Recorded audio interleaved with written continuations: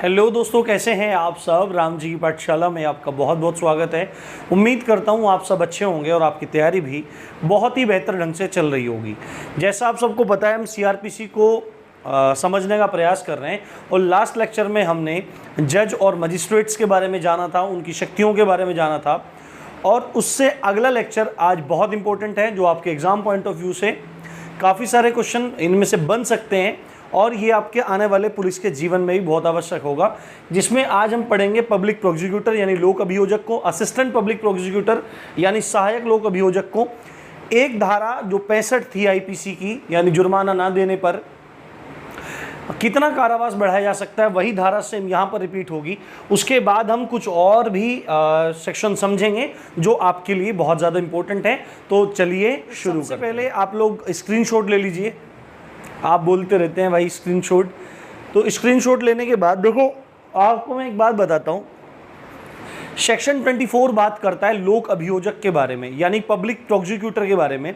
इसके बारे में हम सीआरपीसी के दूसरे या तीसरे लेक्चर में बात कर चुके हैं, क्योंकि वहाँ पर जो सेक्शन 2U था, सेक्शन 2U जो सेक्शन 2 है, जो धारा 2 है, उसमें बहुत सारी परिभाषाएं, डेफिनेशन है। उसमें लोक अभियोजक की परिभाषा सेक्शन 2U में दी गई है, 2U में दी गई है। और फिर उसके बाद सेक्शन 24 में भी लोक अभियोजक का जिक्र किया गया है।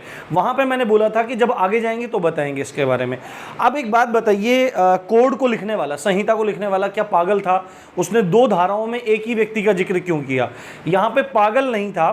सेक्शन 2U परिभाषा के बारे में बात करता है। लोक अभियोजक की परिभाषा अगर कहीं पे दी हुई है तो आपको बोलना पड़ेगा सेक्शन 2U में दी हुई है। और आपसे पूछेगा कि लोक अभियोजक की नियुक्ति यानी अपॉइंटमेंट का प्रोसीजर, अपॉइंटमेंट की प्रक्रिया, कैसे लोक अभियोजक को अपॉइंट किया जाएगा, वो कहाँ पे दिया हुआ है? तो सेक्शन 24 में। सेक्शन 24 में लोक अभियोजक की नियुक्ति है और सेक्शन 2U में लोक अभियोजक की परिभाषा है। चलिए बात करते हैं। लोक अभियोजक के बारे में मैंने थोड़ा पहले आपको बताया था। एक तरह से ये सरकार का वकील होता है, सरकार की तरफ से केसेस लड़ने का काम करता है।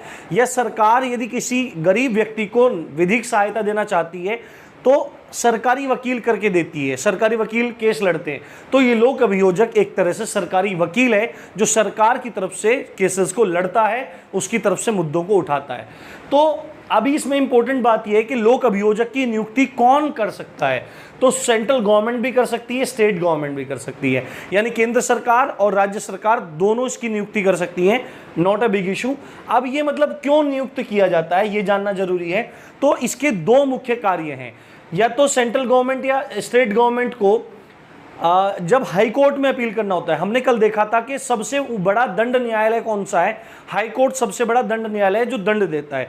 अब सुप्रीम कोर्ट, आपको इससे पहले वो पहले वाला लेक्चर देखना चाहिए जिसमें आपको पता लगेगा कितने तरह के न्यायालय होते हैं। और सुप्रीम कोर्ट एक दंड न्यायालय नहीं है। दंड देने वाला सबसे ऊंचा जो न्यायालय है, सबसे बड़ा न्यायालय है, वो हाई कोर्ट है। अगर सेंट्रल गवर्नमेंट को और स्टेट गवर्नमेंट को हाई कोर्ट में अपील करनी होती है किसी भी मामले में, तो उस चीज के लिए जिस व्यक्ति की आवश्यकता पड़ती है उसको बोलते हैं पब्लिक प्रोसिक्यूटर। अब आप बोलेंगे कि जो एडवोकेट जनरल होता है, जो एडवोकेट जनरल होता है वो राज्य उस पे होता है, केंद्र में महान्यायवादी होता है और राज्य में महाधिवक्ता होता है।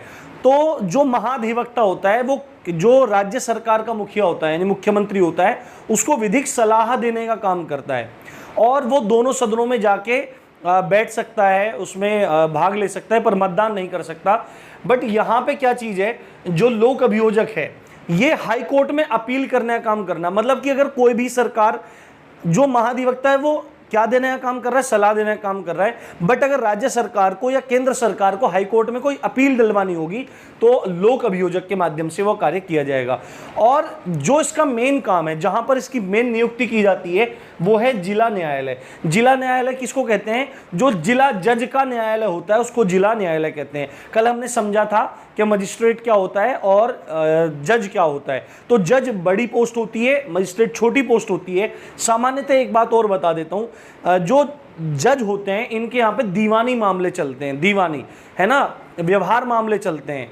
जो संपत्ति से संबंधित मामले होते हैं। और जो मजिस्ट्रेट होते हैं इनको हिंदी में बोलते हैं दंडाधिकारी।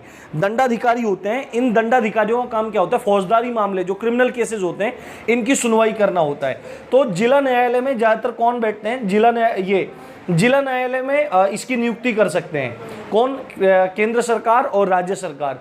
तो पहली बात तो इसकी नियुक्ति हाई कोर्ट में अपील करने के लिए होती है। दूसरी बात है जिला न्यायालय में कार्यवाही के लिए बैठते हैं और इनका जो दफ्तर होता है वो जिला न्यायालय ही होता है। जिला न्यायालय को सेशन कोर्ट भी कहते हैं, सत्र न्यायालय भी कहते हैं। ये बात मैं कल की वीडियो में आपको बता चुका हूँ। और सत्र न्यायालय में कौन बैठते हैं, सत्र न्यायाधीश, सेशन जज बैठते हैं, सेशन जज बैठते हैं जिनको डिस्ट्रिक्ट जज भी कहा जाता है, जिला न्यायाधीश भी जिनको कहा जाता है।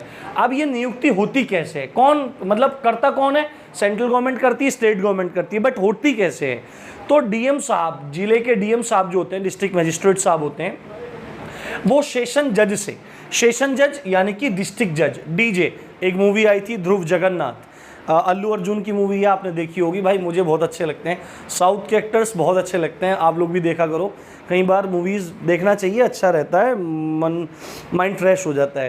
तो डीजे जो है मैंने डिस्ट्रिक्ट जज है, जो सेशन जज को ही बोला जाता है। डीएम डिस्ट्रिक्ट जज से सलाह लेता है और एक पैनल बनाता है। पैनल बनाता है किनका, ऐसे व्यक्तियों का जिनको लोक अभियोजक नियुक्त किया जा सके। ऐसे व्यक्तियों का पैनल बनाता है जिनको लोक अभियोजक नियुक्त किया जा सके और उसी में से, इसी पैनल में से राज्य सरकार या केंद्र सरकार लोक अभियोजकों को नियुक्त करती है। एक चीज़ इसमें जानने वाली बात है कि यदि किसी व्यक्ति का नाम इस पैनल में नहीं है, क्या उसको भी लोक अभियोजक बनाया जा सकता है। तो सेक्शन 24 के जो सब सेक्शंस हैं, उपधाराएं हैं, हमको ज़्यादा डीप उन धाराओं को याद करने की जरूरत नहीं है, पर उन धाराओं में आपको ये पता लगेगा कि जो सब सेक्शंस हैं उनमें ये बात बताई गई है, जिस व्यक्ति का नाम इस पैनल में नहीं है, जो डीएम और डिस्ट्रिक्ट जज ने मिलकर बनाया है, तो वह व्यक्ति लोक अभियोजक यानी पब्लिक प्रोसिक्यूटर नहीं बन सकता है। और इस पैनल में आने के लिए यानी कि लोक अभियोजक बनने के लिए एक शर्त है कि उस व्यक्ति को 7 साल की वकालत का अनुभव हो, उसने 7 साल तक वकालत की हो, तो ये होता है लोक अभियोजक। ऐसे इसकी नियुक्ति होती है। इसकी सब आपको बातें पता होनी चाहिए। उसके बाद सेक्शन 25 इंपॉर्टेंट है सारे के सारे। ये बात करता है असिस्टेंट पब्लिक प्रोसिक्यूटर के बारे में, सहायक लोक अभियोजक के बारे में। अब देखो, जैसे मैंने आपको बताया, जो लोक अभियोजक होता है, पब्लिक प्रोसिक्यूटर होता है, वो जिला जज के न्यायालय में बैठता है, वो सत्र न्यायालय में बैठता है। इसी प्रकार जो सहायक लोक अभियोजक होते हैं, ये मजिस्ट्रेट के न्यायालयों में बैठते हैं। मजिस्ट्रेट और जज मैंने कल बहुत अच्छे से डिफाइन किया था, आप पिछली वाली वीडियो देखिए, आपको क्लियर हो जाएगा। तो सहायक लोक अभियोजक कहाँ बैठते हैं, ये मजिस्ट्रेट के कोर्ट में बैठते हैं। और एक चीज़ इंपॉर्टेंट इसमें है कि किसी भी पुलिस अधिकारी को लोक अभियोजक नहीं बनाया जा सकता है। किसी पुलिस ये तो कहना ठीक नहीं है, किसी पुलिस अधिकारी को लोक अभियोजक नहीं बनाया जा सकता है। सिंपल सी बात है कि कोई भी पुलिस अधिकारी लोक अभियोजक नहीं होगा, ये बात उसमें लिखी हुई है। आगे और भी शर्तें हैं, पर आपसे एग्जाम में पूछ लेंगे क्या कोई पुलिस अधिकारी भी सहायक लोक अभियोजक हो सकता है, असिस्टेंट पब्लिक प्रोसिक्यूटर हो सकता है, तो आपको बोल देना है बिल्कुल नहीं, सहायक लोक अभियोजक कोई भी पुलिस अधिकारी नहीं होगा। तो क्लियर हो गया होगा।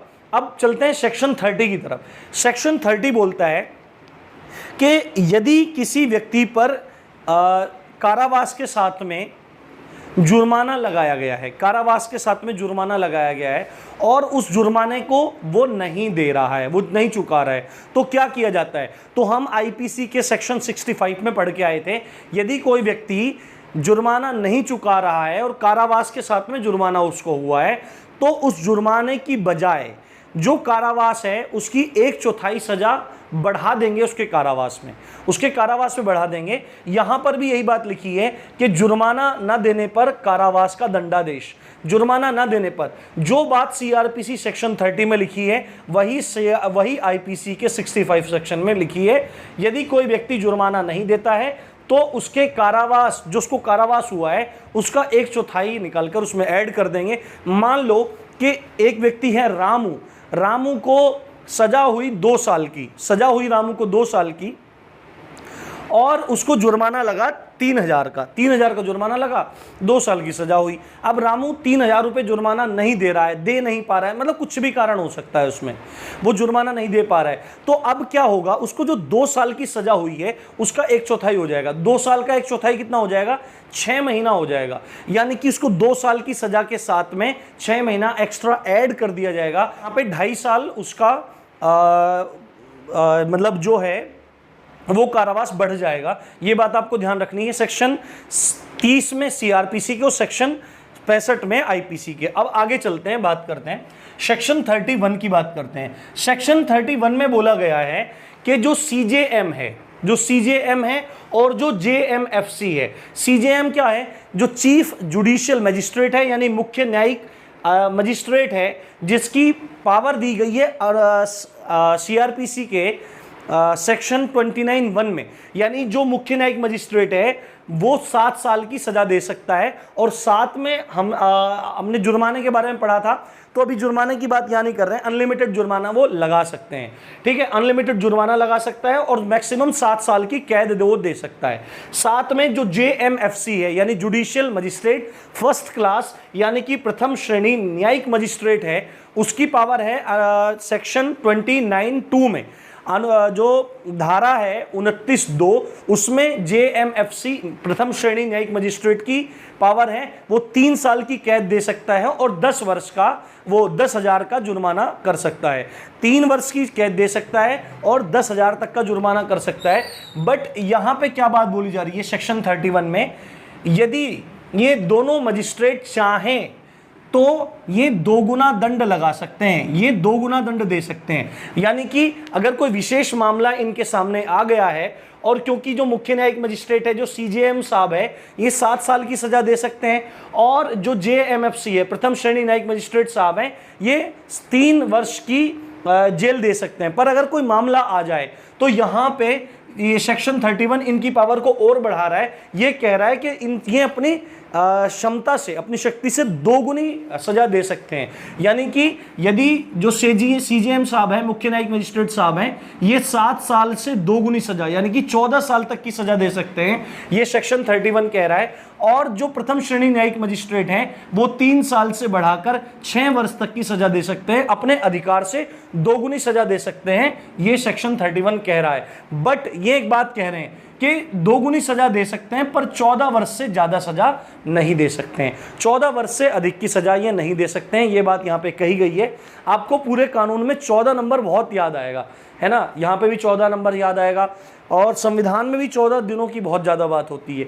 तो यहाँ पे आप ध्यान दीजिए, तो जो सीजेएम है वो मतलब 7 साल की सजा दे सकते हैं, पर विशेष मामले में सेक्शन 31 उनको क्या कह रहा है कि वो 14 साल तक की सजा दे सकते हैं, 2 गुनी। और जो जेएमएफसी साहब हैं, यानी जुडिशियल मजिस्ट्रेट फर्स्ट क्लास, वो 3 वर्ष सजा दे सकते हैं, पर 31 के अनुसार, धारा 31 के अनुसार वो 6 साल तक की सजा दे सकते हैं। बट ये एक्सीड होकर 14 वर्ष से अधिक नहीं होनी चाहिए, ये बात कही जा रही है सेक्शन 31 में। और आपको एक बात पता होगी, जो मुख्य न्यायिक मजिस्ट्रेट होता है ये जिलों में होता है, पर अगर राज्य सरकार ने सेक्शन 8 के अनुसार किसी क्षेत्र को महानगर घोषित कर दिया गया है, तो वहां पर मुख्य न्यायिक मजिस्ट्रेट होने की बजाय क्या होता है, सीएमएम होता है, चीफ मेट्रोपॉलिटन मजिस्ट्रेट होता है, यानी कि मुख्य महानगर मजिस्ट्रेट होता है, जो समतुल्य होता है मुख्य न्यायिक मजिस्ट्रेट के।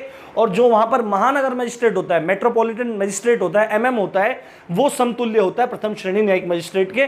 तो उनके लिए भी यही पावर वहां पे आगे बढ़ जाएगी। उसके बाद सेक्शन 36 के बारे में बात कर लेते हैं। सेक्शन 36 बात करता है वरिष्ठ पुलिस अधिकारियों की शक्ति, वरिष्ठ पुलिस अधिकारियों की शक्ति। अब देखो, पुलिस अधिकारी बनते कहां से हैं? आप लोग यूपी में दरोगा बनेंगे, यूपी एसआई बनेंगे, तो आप अधिकारी बनेंगे, पर आपसे ऊपर एक रैंक होगा इंस्पेक्टर रैंक। और इंस्पेक्टर रैंक को क्या कहा जाता है, वो जनरली थाने के भार साधक अधिकारी होते हैं, ऑफिसर इंचार्ज होते हैं पुलिस स्टेशन के, तो उनको बोला जाता है एसओ, स्टेशन ऑफिसर बोला जाता है। और जो एसओ होते हैं उनको किंग ऑफ सीआरपीसी बोला जाता है, यानी कि जो सीआरपीसी है उनको बहुत सारी शक्तियां प्रदान करती है। अब इनसे ऊपर वरिष्ठ अधिकारी कौन होंगे? इंस्पेक्टर से ऊपर होंगे डीएसपी साहब, डेप्यूटी सुपरिटेंडेंट ऑफ पुलिस। उनसे ऊपर होंगे कौन? उसके ऊपर होंगे एएसपी होंगे, उसके बाद एसपी होंगे, इस तरह बढ़ते चले जाएंगे, एसएसपी होंगे। तो इसमें एक बात बोली जा रही है, सेक्शन 36 बात करता है वरिष्ठ पुलिस अधिकारियों की शक्ति। तो यहां पे समझो कि एसओ से वरिष्ठ जितने भी अधिकारी हैं वो अपने क्षेत्र में एसओ की शक्ति रखेंगे, वो अपने क्षेत्र में एसओ की शक्ति रखेंगे। अब ये बात कुछ समझ में नहीं आई। अब हमको ये समझना है कि यदि कोई इंस्पेक्टर रैंक के अधिकारी हैं, वो एसओ हैं, स्टेशन ऑफिसर हैं, वो क्या काम कर रहे हैं, वो थाने में हैं और थाने के आसपास जितना एरिया लग रहा है उसको सबको देखते हैं। तो जितने एरिया में एसओ साहब हैं वहां वो किंग ऑफ सीआरपीसी है, उनकी शक्ति है। बट उससे ऊपर अगर चले जाते हैं तो डीएसपी साहब आ जाएंगे, सर्किल ऑफिसर आ जाएंगे, सीओ साहब आ जाएंगे। तो इंस्पेक्टर रैंक के अधिकारी के अंदर एक थाना है, पर सामान्यतः जो सीओ साहब होते हैं और जो डीएसपी रैंक के अधिकारी होते हैं उनके अंतर्गत लगभग 10 थाने होते हैं। तो यहाँ पे एक बात कही जा रही है कि जो एसओ से वरिष्ठ अधिकारी हैं वो अपने अपने क्षेत्र में वही पावर रखेंगे जो एसओ अपने क्षेत्र में रख रहा है। यानी कि जो एसओ का थाने में पावर है वही पावर 10 थानों में होगी, किसकी, डीएसपी की। अब डीएसपी से ऊपर कौन बैठे हैं, एएसपी बैठे हैं। तो सपोज करो उनके अंदर कितने हैं, उनके अंदर 3 डीएसपी हैं, यानी कि 30 थाने हैं। तो जो एसओ की पावर थी एक थाने में, जो डीएसपी की पावर थी 10 थानों में, वही पावर 30 थानों में होगी, किसकी, एएसपी साहब की। और उसके ऊपर हैं एसपी साहब या एसएसपी साहब होते हैं, कहीं जगह एसपी होते हैं, कहीं जगह एसएसपी होते हैं। तो एसएसपी साहब की या एसपी साहब की जो पावर होगी वो पूरे जिले पर उसी प्रकार होगी जिस प्रकार एसओ की अपने क्षेत्र में होगी, अपने थाने के क्षेत्र में होगी। ये बात आपको पता होगी, ये बात आपको ध्यान में रखनी चाहिए। ये बात कह रहा है सेक्शन 36। देखो कितनी पावर्स हैं, देखो कितनी पावर्स हैं। तो पढ़ो लिखो, पहले छोटा बन जाओ फिर थोड़ा और बड़ा बन जाओ, ठीक है, बढ़ते चले जाओ और लोगों की मदद करना इतने बड़े पद को धारण करके। आगे बढ़ते हैं। सेक्शन 37 बात करता है मजिस्ट्रेट या पुलिस की सहायता करना दायित्व है। देखो मजिस्ट्रेट क्या होता है, पुलिस क्या होती है, सब चीज आपको पता है। मजिस्ट्रेट मैंने क्लियर कर दिया। आप डायरेक्टली किसी मजिस्ट्रेट के पास जाके सेक्शन 2D जाके कंप्लेन दर्ज कर सकते हैं, परिवाद दर्ज कर सकते हैं, और पुलिस के पास जाके आप एफआईआर कर सकते हैं। वो आपको आगे सेक्शन 154 में पता लगेगा। तो मजिस्ट्रेट साहब या पुलिस किसी सामान्य नागरिक से यदि सहायता मांगती है तो सहायता करना दायित्व होगा, जरूरी होगा। और यदि सहायता नहीं करता है तो वह व्यक्ति अपराधी माना जाएगा। यानी मजिस्ट्रेट साहब को, यदि मैं यहाँ पे खड़ा हूँ और मजिस्ट्रेट साहब यहाँ आ जाए और बोले कि मेरे को विधिक कार्य में सहायता चाहिए, तो सीआरपीसी सेक्शन 37 कह रहा है कि मेरी जिम्मेदारी है, मेरा कर्तव्य है, मेरा दायित्व है कि मुझे उनकी मदद करनी चाहिए। और यदि मैं मना कर देता हूँ तो मैं अपराधी होऊंगा। यदि पुलिस आती है और मुझसे मदद मांगती है किसी भी काम में तो मुझे उनकी मदद करनी चाहिए। यदि नहीं करता हूँ तो सेक्शन 37 के अकॉर्डिंग मैं अपराधी कहलाऊंगा। ये बात आपको पता होनी चाहिए। इसमें देखो जैसे है कि पुलिस किसी चोर का पीछा कर रही है, वो बहुत तेजी से भागा जा रहा है और आप खड़े हैं, पुलिस कह रही है इसको अड़ंगा लगाओ, इसको अड़ंगा लगाओ, गिराओ इसको या धक्का दो इसको, और आप ऐसा नहीं करते हैं तो आप एक अपराधी माने जाएंगे। ये सेक्शन 37 कह रहा है। और ये बात कह रहा है कि प्रत्येक नागरिक को मजिस्ट्रेट या पुलिस द्वारा सहायता मांगने पर सहायता करना चाहिए। इसके बाद सेक्शन बात करते हैं सेक्शन 39 की। सेक्शन 39 कहता है कि जनता द्वारा कुछ अपराधों की सूचना देना आवश्यक है। जनता द्वारा कुछ अपराधों की सूचना देना आवश्यक है। यानी जनता यदि कुछ अपराधों को देखे तो उनकी इत्तला दे, उनकी सूचना दे। किसको दे? या तो मजिस्ट्रेट साहब को सूचना दे या किसी पुलिस अधिकारी को उसकी सूचना दे। ये अनिवार्य है। और इसमें सेक्शन में एक बहुत लंबा चौड़ा सेक्शन है, इसमें लिखा गया है कि आईपीसी की इन धाराओं में जो अपराध बताए गए हैं उनकी सूचना देना आवश्यक होगा। उनमें से मैं कुछ बात आपको बता देता हूं। जैसे फिरौती की सूचना देना आवश्यक है, व्यपहरण की सूचना देना आवश्यक है। उसके बाद व्यपहरण का क्या मतलब है? किडनैपिंग। और अपहरण क्या होता है? एब्डक्शन होता है, मैंने आपको बताया था।